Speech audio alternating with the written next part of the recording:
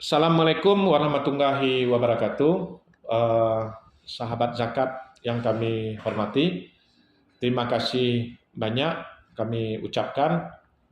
Kembali lagi bersama kami. Selanjutnya kita akan menyampaikan uraian tugas dan langkah-langkah dalam melakukan pendataan muzaki dan munfik di lembaga Baitul Mal Gampung. Sebagaimana kita ketahui, muzaki ini adalah orang-orang penamaan atau sebutan bagi orang-orang yang berzakat, menunaikan zakatnya. Kemudian munfik itu adalah orang-orang yang menunaikan, yang menitipkan, memberikan infak kepada kita. Nah, jadi tentu saja ini untuk memastikan supaya adanya profesionalitas dalam melakukan penghimpunan data mustahik. Jadi dalam ini kita akan uh, judul kita yaitu uraian tugas dan langkah-langkah urusan pendataan muzaki dan munfik di lembaga Baitul Mal Gampung. Jadi profesional itu harus, ya kan, supaya ini menjadi penyemangat, menjadi daya kontrol supaya adanya peningkatan kepercayaan dari masyarakat kepada kita. Nah, jadi uraian tugasnya berikut: identifikasi muzaki dan munfik. Mengidentifikasi ini berdasarkan penghasilannya, sudah kena zakat atau belum dari penghasilannya. Nah, kemudian mana yang muzaki, mana yang munfik. Ini dipisahkan. Di dalam tabel nanti, di dalam dokumen kita, pisahkan. Oh, ini muzaki, ini munfik.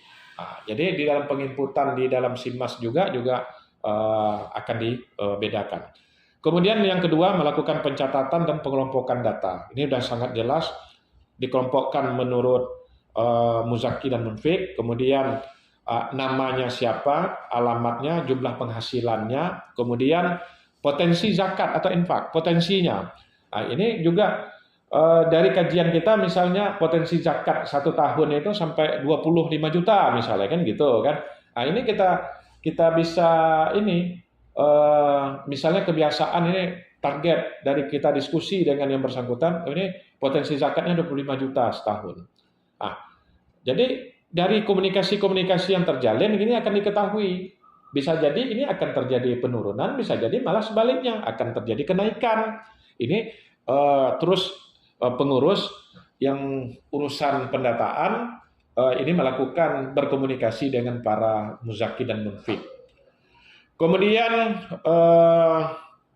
melakukan pengelompokan data berdasarkan jenis zakat yang dibayarkan. Ada zakat mal, ada zakat fitrah dan ataupun infak, dipisahkan supaya untuk memudahkan di dalam pencatatan. Kemudian 3, melakukan sosialisasi dan edukasi, menyampaikan kepada masyarakat bagaimana berbagai informasi yang dibutuhkan oleh masyarakat, bagaimana tentang kewajiban kita berzakat, manfaatnya infak itu bagaimana, dan cara penghitungannya sesuai syariat Islam.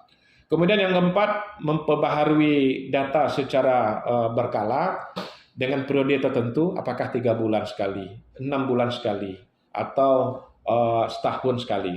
Ini silahkan. Jadi supaya bisa ada target. Kemudian pelaporan kepada Baitul Mal Kabupaten. Ini tentu saja di dalam sistem informasi manajemen zakat nanti akan kita ketahui laporan data itu. Kemudian pengawasan dan evaluasi.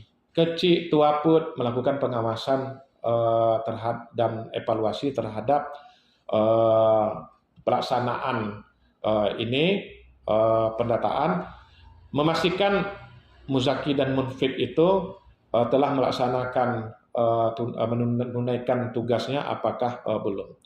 Kemudian langkah-langkah yang harus dilakukan seperti persiapan pendataan, kemudian pengumpulan data, kemudian verifikasi dan validasi data, kemudian sosialisasi dan komunikasi, kemudian pencatatan dan penyimpanan data, kemudian pemantauan dan pelaporan, kemudian terakhir kami ingin menyampaikan kiat sukses pendataan. Yang pertama, libatkan perangkat kampung, tokoh masyarakat, dan tokoh agama untuk mendukung proses pendataan. Yang kedua, gunakan pendekatan yang persuasif dan edukatif untuk meningkatkan kesadaran masyarakat terhadap kewajiban zakat dan pentingnya infak. Gitu. Kemudian yang ketiga, yang terakhir, pastikan transparansi dan kerahasiaan data untuk menjaga kepercayaan para muzaki dan munfik. Demikian, makasih banyak. Kami akhiri. Wabillahi taufiq wa hidayah. Assalamualaikum warahmatullahi wabarakatuh.